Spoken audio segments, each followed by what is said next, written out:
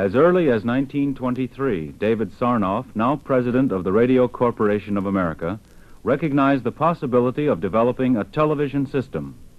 In an historic memorandum to RCA directors, he had this to say, quote, "I believe that television, which is the technical name for seeing as well as hearing by radio, will come to pass in due course," unquote.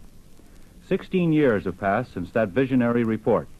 Now David Sarnoff is ready to introduce television to America and to the world as an industry and art, and not merely as a novelty as so many people have previously thought. He is about to predict why television will have great impact on our lives. His message, the birth of an industry. David Sarnoff's appearance before the television cameras in front of the RCA exhibition building at the New York World's Fair 1939 marks the first coverage by television of a news event. His appearance also represents the introduction to the public of black and white television on a commercial basis. Good morning, ladies and gentlemen. I am sorry that Mr. Whalen is unavoidably prevented from being with us today. All about us, we see proof of his vision and ability and that of his able staff. It is fitting that the greatest World's Fair in history should be the scene for the first public showing of one of the most significant technical and social advances of modern times.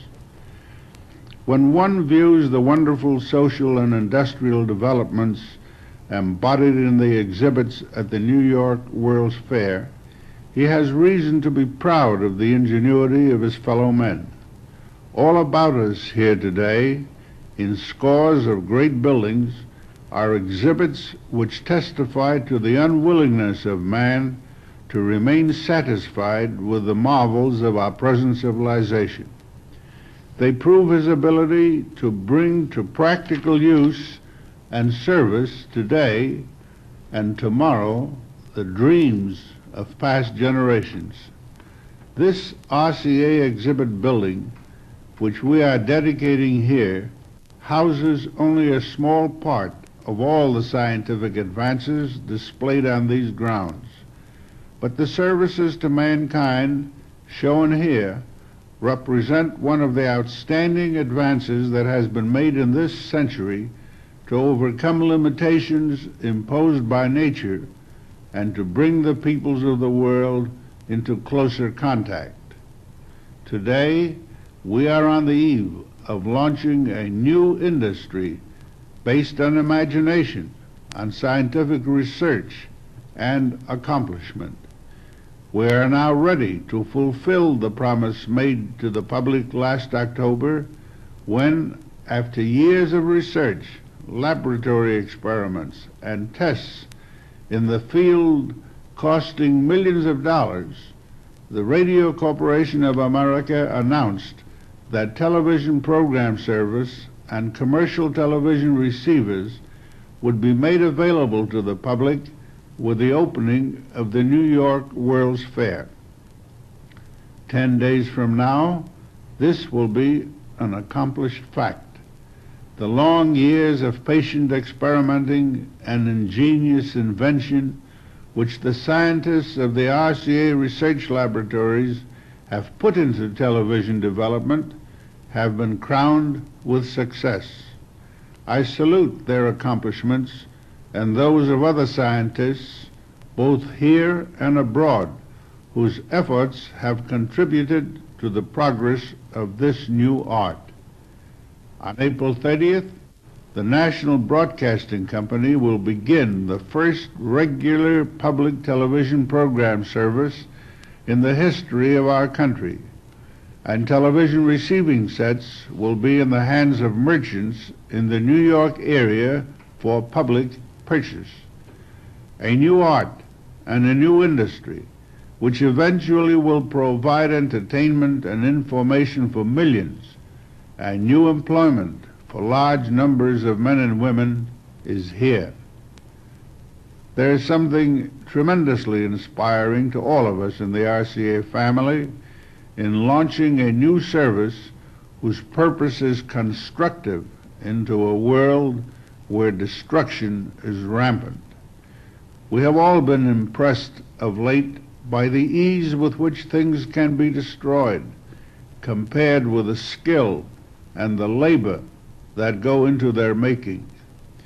Human aspiration and intelligence are at constant war with the forces of reaction and destruction. When a major victory is won, civilization is able to make a giant stride forward. The coming of radio was one of those victories.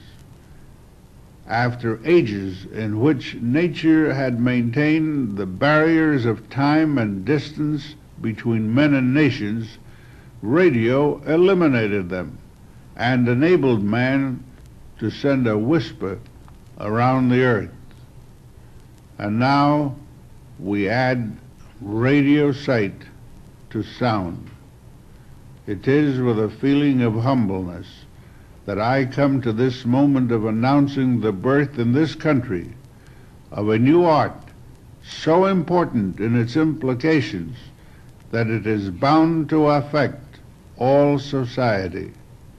It is an art which shines like a torch of hope in a troubled world. It is a creative force which we must learn to utilize for the benefit of all mankind. The miracle of engineering skill which one day will bring the world to the home also brings a new American industry to serve man's material welfare. In less than 2 decades, sound broadcasting provided new work for hundreds of thousands of men and women, added work in mines and forests and factories for thousands more, and aided the country and its citizens economically by causing the flow of hundreds of millions of dollars annually. Television again bids fair to follow in its youthful parents' footsteps and to inherit its vigor and initiative. When it does, it will become an important factor in American economic life. Also, as an entertainment adjunct, television will supplement sound broadcasting by bringing into the home the visual images of scenes and events which up to now have come there as mind pictures conjured up by the human voice. Time does not permit me to describe the many other exhibits in this building. They demonstrate important radio services and instrumentalities such as facsimile, which transmits printed words and pictures through the air, the automatic emergency alarm, which is adding immeasurably to the safety of those who travel by sea, and the significant services for message communications by land and sea and in the air. In dedicating this RCA building as the birthplace of a new American art and industry, we have in mind the conception of a great service which will benefit our social and economic life and the national ideals of our people. The television receiving sets about us today, and millions of their like to follow, will serve to bring about these practical results and to foster these ideals. They represent radio's world of tomorrow. With this address, David Sarnoff